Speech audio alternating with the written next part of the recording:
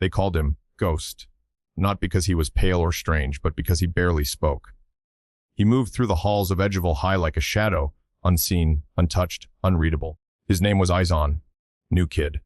Transferred in the middle of the semester from some school in the outskirts of the city. Nobody knew his past, and nobody really cared, except for the wrong kind of people. The kind who didn't take kindly to quiet kids who didn't flinch. Edgeville wasn't just a school, it was a battlefield ruled by teenage tyrants. Bullies roamed the halls like hungry wolves, always looking for weakness, always ready to prove something. And when Izon walked in, alone, backpack slung low, eyes scanning but not afraid, something about him poked the beast in them. He was targeted from day one. "Hey, ghost boy," barked Jason, the ringleader. 6'1", stacked like a linebacker, mean streak a mile wide. "You lost, or just stupid." The other bullies laughed, flanking him like loyal dogs. Izon didn't react. He just kept walking. That silence wasn't courage to them. It was disrespect, and disrespect needed to be punished. But Izon wasn't fazed. He kept his head low, walked to class, kept his voice quiet, not out of fear, but because he knew better. They tried again.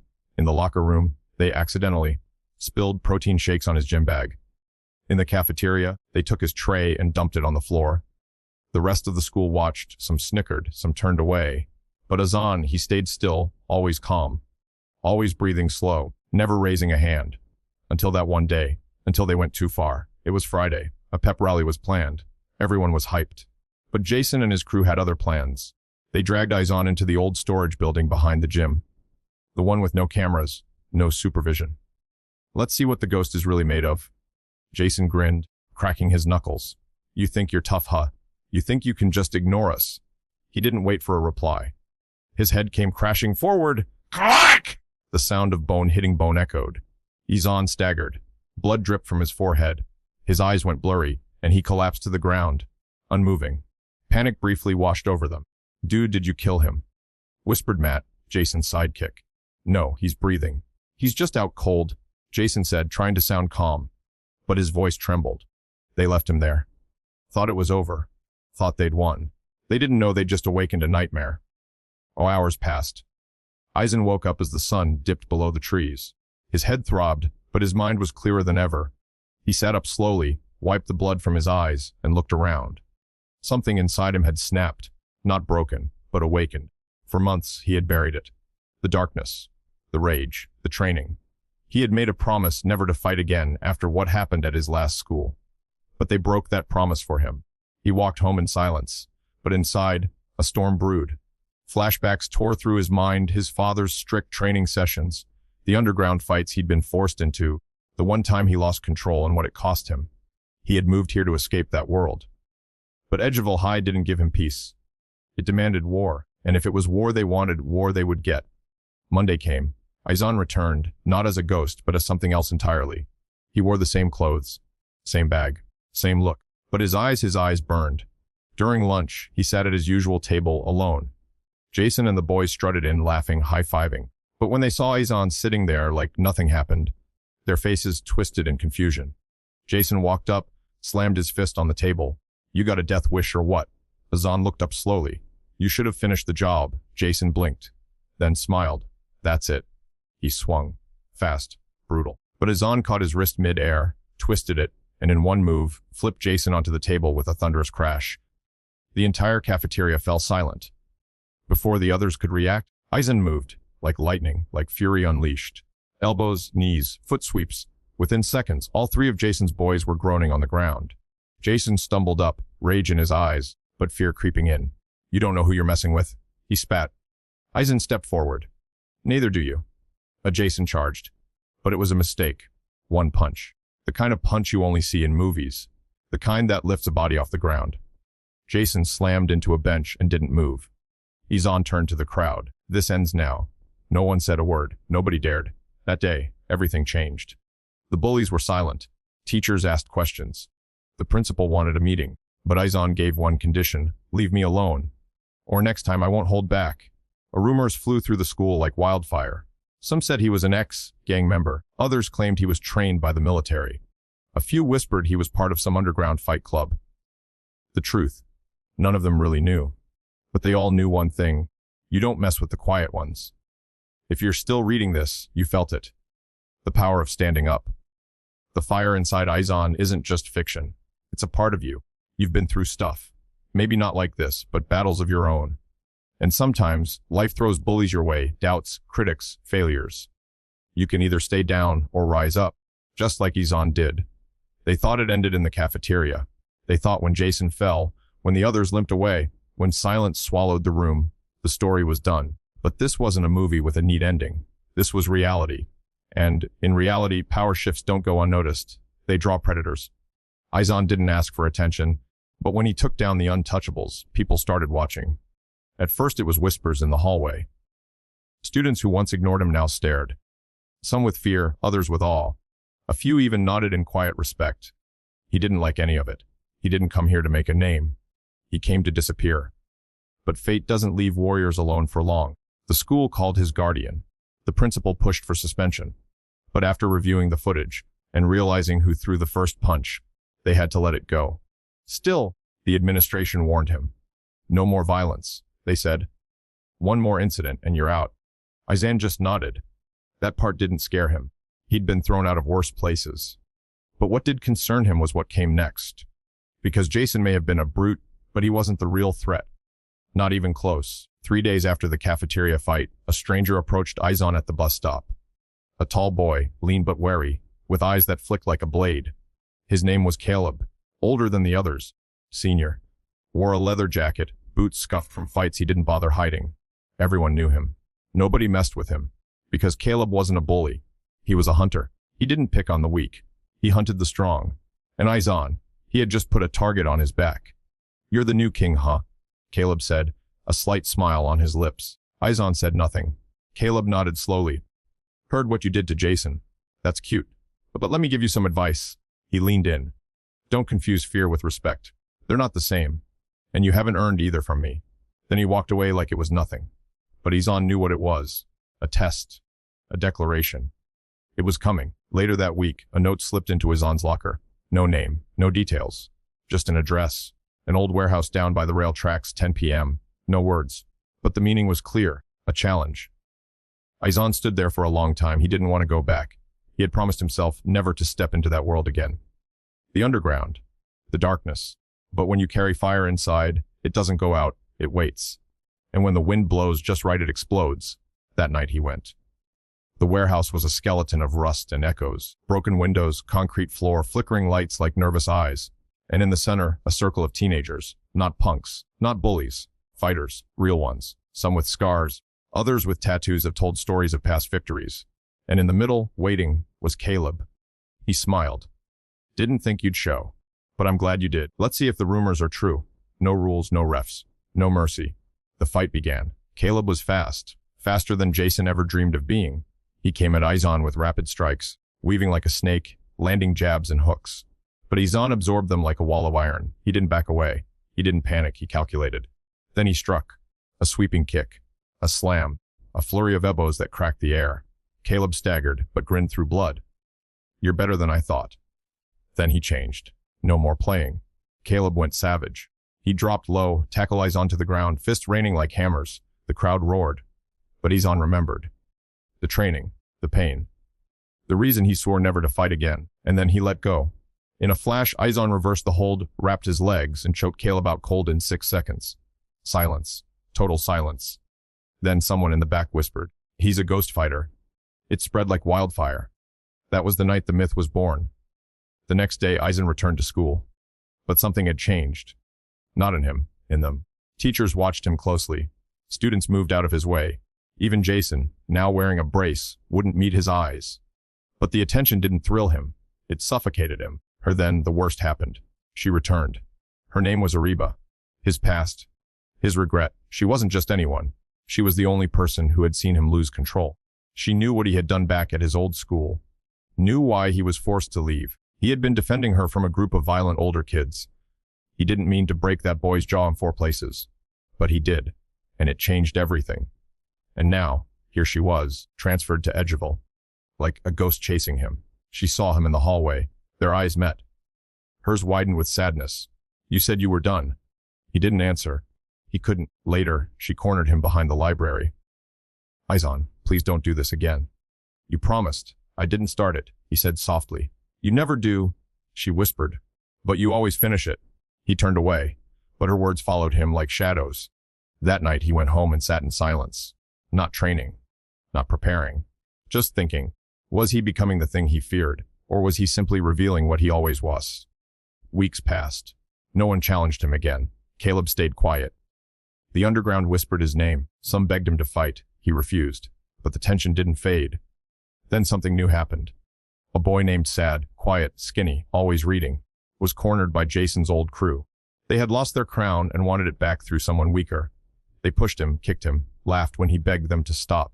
And Izan saw it. He walked up. Calm, dead quiet. Let him go. They froze, looked at him. What if we don't? One sneered. Izan didn't move. Just stared. They backed away. Sad looked up at him, eyes wide. Thank you. And in that moment, Izan understood. Maybe he was meant to fight. Maybe the fire inside him wasn't a curse. Maybe it was purpose. Not to protect. From that day on, Izan became more than a myth. He became a guardian, a legend. Not because he fought often, but because when he did, it was for something. He stopped the darkness, not fueled it. He became what he never had when he needed it most, a fighter for the forgotten.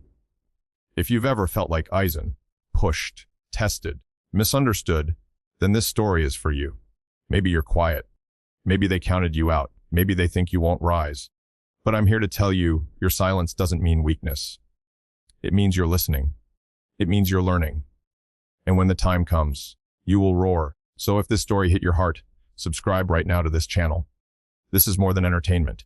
This is a movement, a fire, a family of underdogs, fighters, dreamers. Your voice matters, your fight matters. And this is just the beginning. Stay tuned. More stories, more power, more truth. Let them doubt you, then show them. Izan never wanted to be noticed. He never craved power or attention or the spotlight. All he wanted was peace, a place to be still, a place to rebuild what the past had broken. But life never gives peace to those born for war. Not real war with guns and bombs, but the kind that lives in the hearts of those who have seen too much, felt too much, and held back when it would have been easier to explode. From the moment he stepped into Edgeville High, everything was off balance. Not just because he was new, but because something in him disturbed the balance.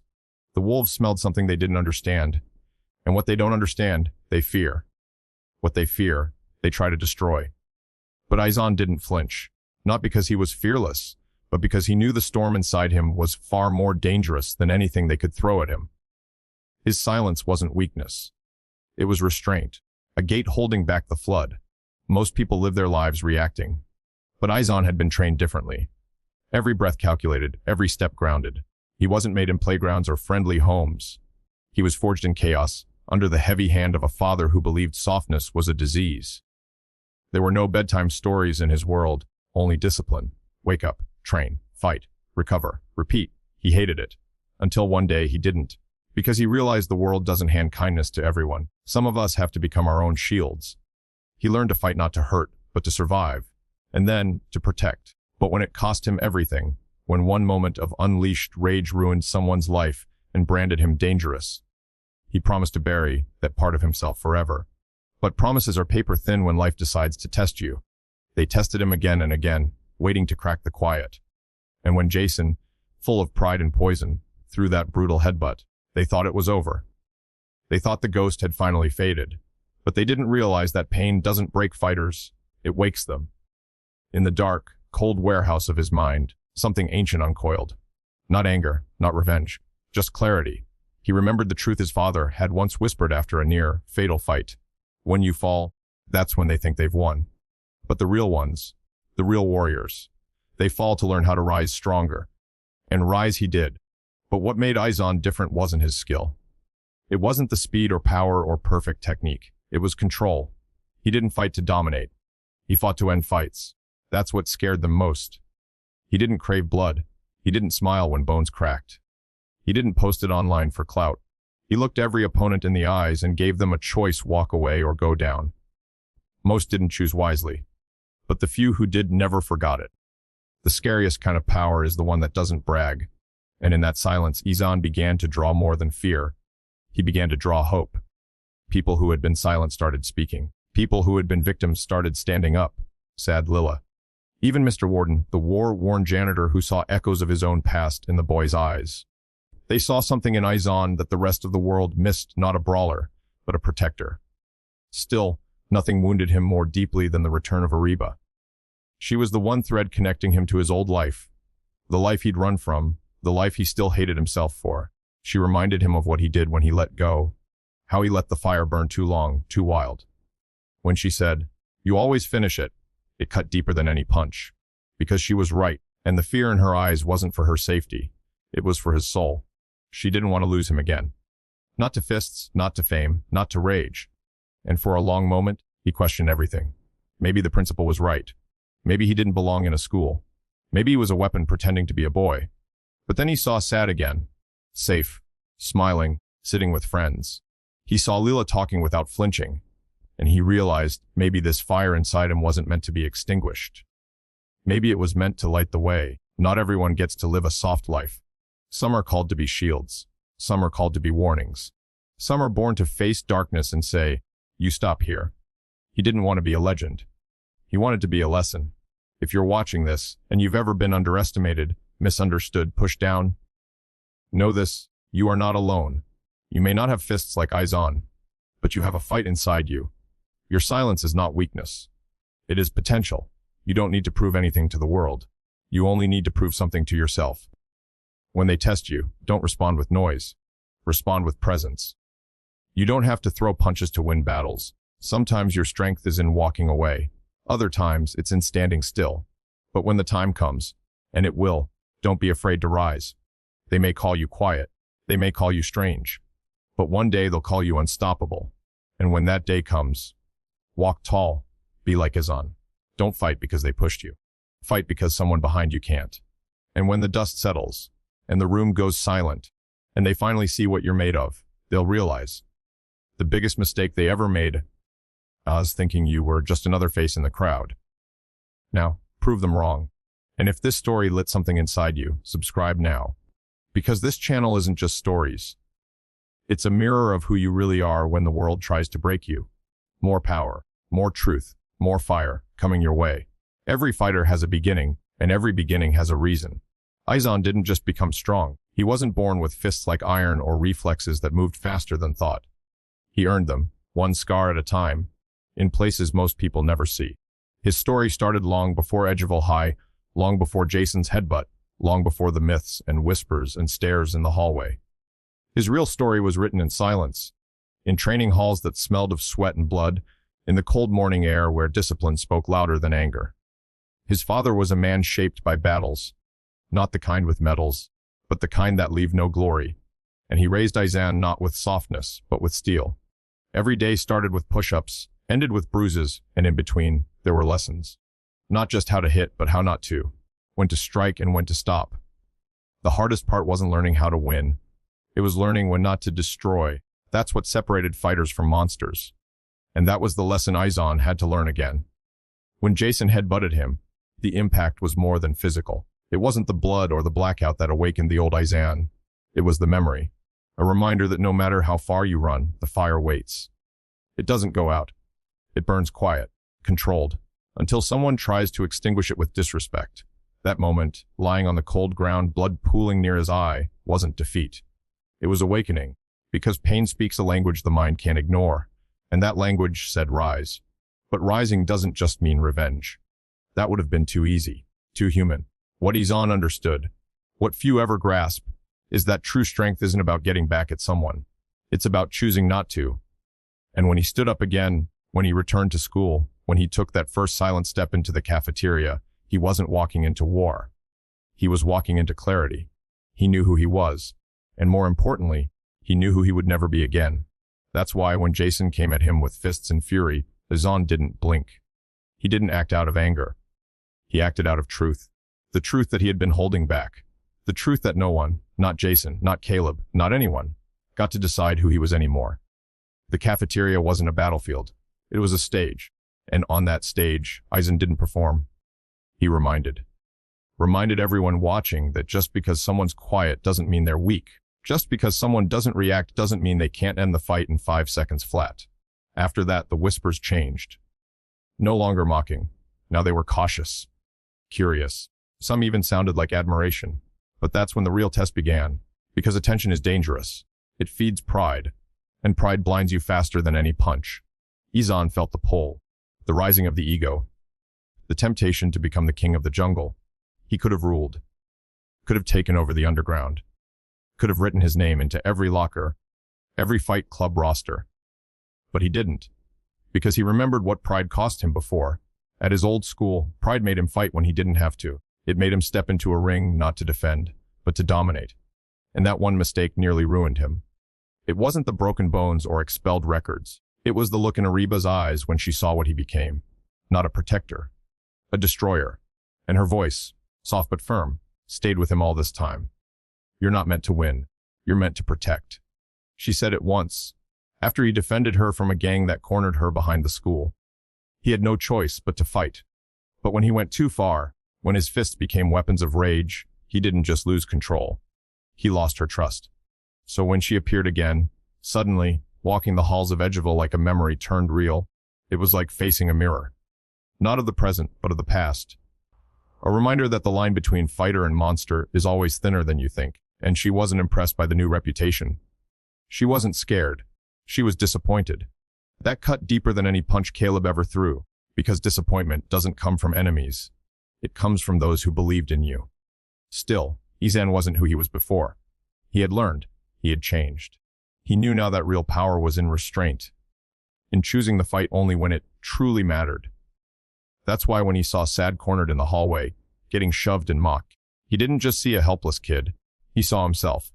Not the fighter, but the forgotten one, the kid who nobody stepped in for. And that's when it clicked. Maybe this fire inside him wasn't a curse.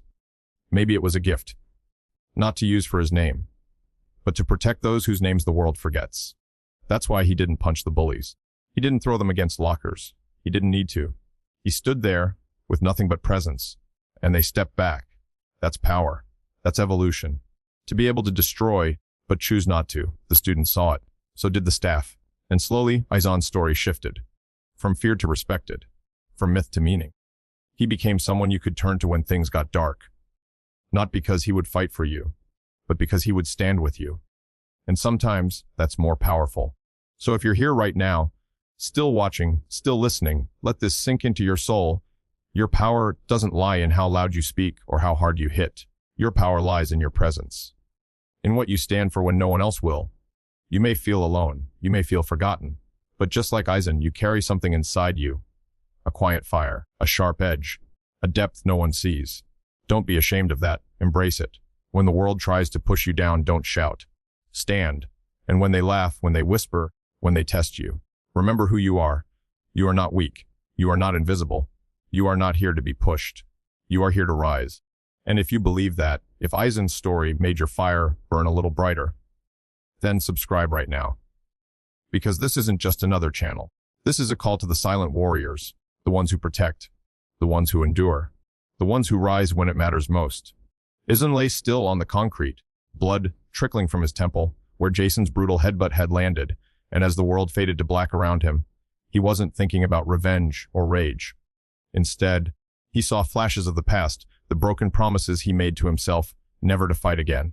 The long nights training until his bones ached under the strict and unyielding gaze of a father who believed softness was weakness. The moment in his old school when fists flew too hard and too fast and everything crumbled because he let go of control. And now, here again, in the silence of this cold floor, that same fire stirred in his chest, not wild yet, but pulsing, remembering who he was before he tried to hide it, the fighter, the storm, the weapon forged not for destruction, but for defense. And in that stillness, something changed. Not just the pain in his head, but the weight in his soul, as if the world reminded him that he wasn't meant to stay down, that some people are not born to fit in quietly, but to rise loudly when others are silenced. And as he sat up slowly, vision blurred but purpose sharp, he felt the fire reawaken, not out of hate, but out of clarity, because sometimes it takes being knocked down to remember you were built to stand up. And this time, he wouldn't stay the ghost in the hallway, the quiet one in the back of the room, the one who swallowed every insult and stepped aside to keep the peace. No, this time, he would answer not with anger but with precision, not to hurt but to protect, because they made a mistake, a big one, the moment they touched him, and thought they could break what had already survived worse. And now, as he stood, bloodied but unbroken, he made a promise. Not just to himself, but to every kid who's ever been pushed, cornered, humiliated, and forced to swallow their pride the next time they come for someone who can't fight back. They'll have to go through him, because the fighter is awake now, and this time, he's not backing down. The warehouse was dimly lit, the air thick with dust and silence. Yet every eye in the underground circle was locked on Izan as he stepped into the center. Not with arrogance, but with stillness, a kind of focused calm that unsettled even the toughest fighters watching. And across from him stood Caleb, the school's most feared brawler, older, faster, sharper. But even he hesitated for a moment, sensing something deeper in Izan, something not built in school hallways or street fights, but forged in years of relentless training, of pain endured in silence, of rage mastered rather than unleashed. And when the first punch was thrown, it came with speed and malice. Yet Izan moved with the grace of someone who didn't fight to win applause, only to survive and protect, and every block, counter, and calculated strike spoke of experience far beyond his age, until finally, in one perfect motion, he wrapped Caleb into a chokehold and dropped him unconscious in seconds, not to humiliate, but to end the fight decisively and without unnecessary harm, and the room fell silent. Not out of fear, but out of recognition that something rare had just happened, something beyond brute strength or teenage ego, because Izan hadn't come to prove he was the strongest. He came to prove he could control the strength others used recklessly, and that night, as whispers of the ghost fighter spread through Edgeville like wildfire, Izan didn't bask in the glory, didn't celebrate. He simply walked home alone, blood drying on his knuckles, eyes heavy with the knowledge that every fight